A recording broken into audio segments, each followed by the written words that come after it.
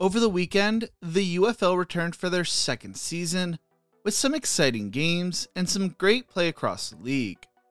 I had a blast watching all these games, and it felt so great to have football back. There was a lot of good this weekend, with this being the best talent across the spring league that we've seen in years. With that being said though, there are also some glaring issues. In this video, I want to recap the first week of the UFL, and talk about the good things around the league, the bad things, and the ugly things. Man, the UFL marketing team needs to look itself in the mirror and figure some things out. But before we get into this, if you enjoy alternate football league content like this, make sure to leave a like and subscribe. Also, let me know who your favorite UFL team is in the comment section below. The first two games of the season could not have gone worse for the UFL. 2 blowouts and 2 embarrassingly attended games. I need to just ask what a lot of people were thinking. Why the hell did you open up the season with St. Louis versus Houston? Wait for it, in Houston! I hope people weren't watching that game because the attendance was flat out embarrassing. The excuse for it all is the Astros were playing at home the same night, and the Houston Cougars basketball team was playing in the Elite 8. Only 7,124 fans showed up for the game, and it was embarrassing to watch on TV. If you knew the Astros were going to be playing, then why are you playing in Houston that day? Houston struggled with attendance last year, averaging a second league worst 7,056 fans, and finished with a 1-9 record. Why is the team hosting the first game of the season then? It makes the league look like a joke.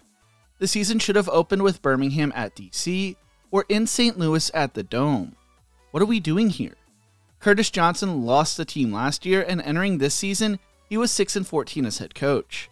That team did not look prepared to play whatsoever.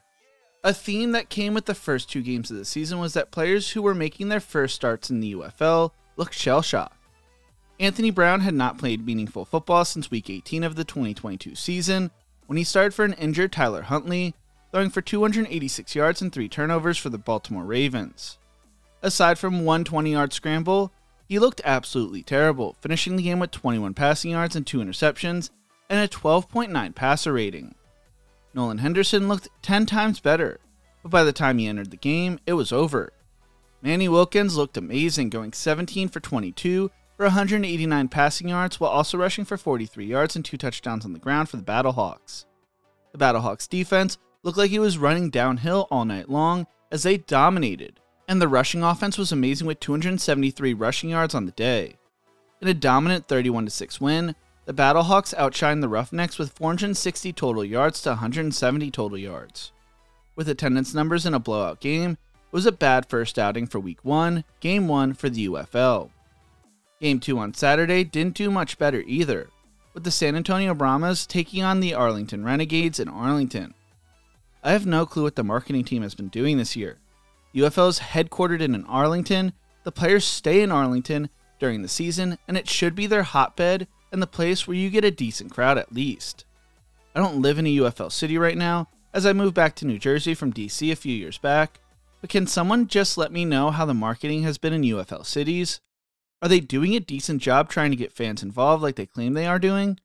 I know DC does a lot of fan gatherings, and it's why fans actually show up to the games. But the UFL has no excuse when it comes to Arlington, which should be their most outreach since it's their home base.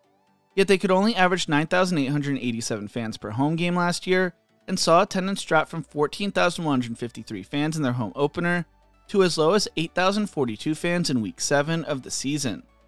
To open up this season, attendance did not look great, yet supposedly 10,114 fans were in the stands. I'm going to be honest, it did not look like over 10,000 fans in the stands. Heading into their game against San Antonio, the Brahmas entered as 1-point favorites. The Brahmas had struggled with their offensive production last season, but became known for their defense. The Renegades, on the other hand, started 2023 off rough, going 0-6 but finishing 3-7 as their offense finally came together to close out the season. Once again, the story of the game was rushing offense, as the Arlington Renegades would outgain the Brahmas 183 yards to 105 yards on the ground. Luis Perez showed a lot of control over the offense and finished the game throwing for 164 yards and a bad interception, where he just did not see the defender on what looked to be an RPO. Devon Smith looked great out of the wing T offense, scoring 3 touchdowns on 3 carries for 3 yards. Kellen Mond struggled early, but as the game went on, he started to get more comfortable. He finished the game throwing for 159 yards, but when things finally got going, the game was already over. San Antonio's offensive woes continued as they were only able to get 240 total yards of offense on the day. Arlington would run away with the game, walking away with a 33-9 victory behind Kalen Ballage's 110 rushing yards and a touchdown. Tight end Sal Cannella also looked great as well. The third game of the season would take place in Memphis between the Showboats and the Michigan Panthers. Led by quarterback Bryce Perkins and Danny Etling, the Panthers were hoping to return to the playoffs after a 7-3 season in 2024. They would play against former quarterback E.J. Perry, who is now the starting quarterback for the Showboats. The Panthers entered the game as 6-point favorites. The biggest question among spring football fans was once again, how would attendance be in Memphis? The Showboats had the worst attendance last year, averaging 6,893 fans per game. Some thought Memphis might get relocated, yet the league felt they needed to give them a chance to build their fan base up, and were not ready to give up. There were talks about a marketing push in Memphis during the offseason. Locals of Memphis, I got asked, how was marketing in the area for the UFL? Was there a real effort? The attendance did not look great for the first game, which once again does not make the league look great from a casual fan standpoint, just coming across the league while flipping through the channels. One of the things that did not help was that just days before the season, head coach / offensive coordinator Ken Wisenhunt had to step down due to personal reasons. As I said in my preview of the league video, my thoughts and prayers are with the Wisenhunt family. Editor note, Wisenhunt is returning to be head coach this week. The doubleheader on Sunday was broadcasted by ESPN, meaning ESPN's marketing their betting service multiple times throughout the game. This is why I prefer the Fox broadcast over the ESPN broadcast, because the Fox broadcast led by Joe Klatt and Kurt Menefee are more focused on the stories involved in the league rather than the betting side. But this is just my personal preference. After getting hurt at the end of last season, Bryce Perkins looked great throughout the first half. Danny Etling would get shaken up right before halftime after taking a huge hit. While Michigan's offense seemingly played better than Memphis's, the Panthers would go into half only up 10-3 behind Perkins, 13 rushing yards and a touchdown, and completing 7 of his 8 passes for 77 yards. The second half would be super exciting as the game was not over until the final 30 seconds. The Memphis Showboats came back to make it an 8-point game, and their defense got the stop they needed and a missed field goal. Troy Williams made a great play, helping them get a big gain inside the 30-yard line. It looked like the Showboats were going to have a chance to tie the game. But then Kai Nakua, the former UFL Defensive Player of the Year, would pick Williams off and returned it for 80 yards to lock in the Panthers' win 26-12. Perkins finished the game completing 84.2% of his passes for 163 yards and a touchdown, along with his touchdown on the ground. For the third game in a row, the team with more rushing yards won the game as the Panthers outrushed the Showboats 95 yards to 69 yards and finished with 281 total yards to their 247 total yards. While the game was exciting, the attendance was extremely concerning as they only brought in 4,373 fans for the game, which is an absolute disaster. Hopefully that improves, but I have my major concerns as the team just can't bring in fans, even though there's no competition in major sports in the city right now, especially after the league claimed to have a major marketing push in the city during the offseason. The last game of Week 1 would take place between the 3-time Spring League champions Birmingham Stallions and my DC Defenders. The Defenders were coming off a rough 4-6 season in 2024 after losing star running back Abram Smith right before the start of the season. This year they lost head coach Reggie Barlow to Tennessee State just days before the start of the season. The Stallions returned former USFL MVP Alex Magoo to replace Adrian Martinez, who is now with the New York Jets. The Stallions entered the game as 8.5-point favorites. The Beer Snake and third most attended team in DC looked to pull off the upset though. The first half would be an interesting one. The Defenders' defense held Birmingham to 104 yards and 11 points in the first half.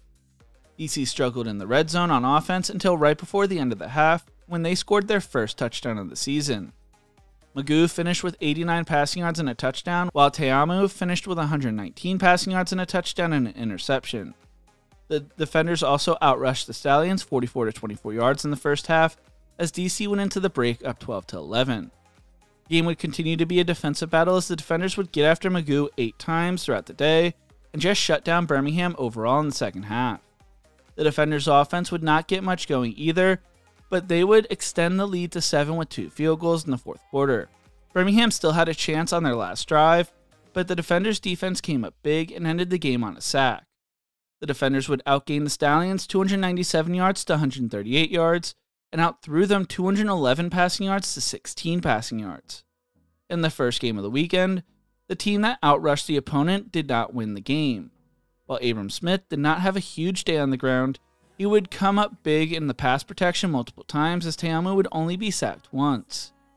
Even with the Capitals and Nationals in town, the Defenders still brought in 12,254 fans on the day, which was the most among the 4 games this past weekend. The play on the field was great for the most part this past weekend, as there seemed to be a lot more talent in the league across the board, and while the first 2 games were blowouts, the last 2 games were close until the end, and made for some exciting play.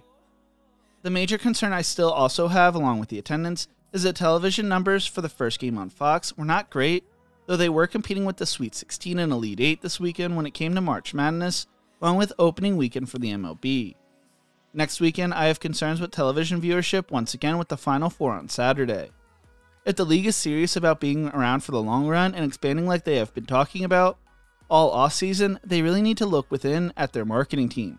I hate to say this because it's a lot of people's jobs, but the marketing by the league was a disaster from what I have seen and what I've been hearing. There were talks about marketing pushes over the offseason in underperforming cities like Memphis, yet from what I saw from Showboat fans on Twitter/X, so take this with a grain of salt, but there were really no marketing pushes whatsoever.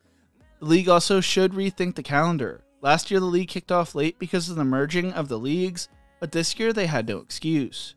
If you're a league trying to build something, why are you kicking off the season the same week in the MLB's opening day, as well as during the second weekend of March Madness? Along with that, former Seattle Sea Dragons quarterback Ben DiNucci talked about how this current calendar hurts the players more than it actually helps them.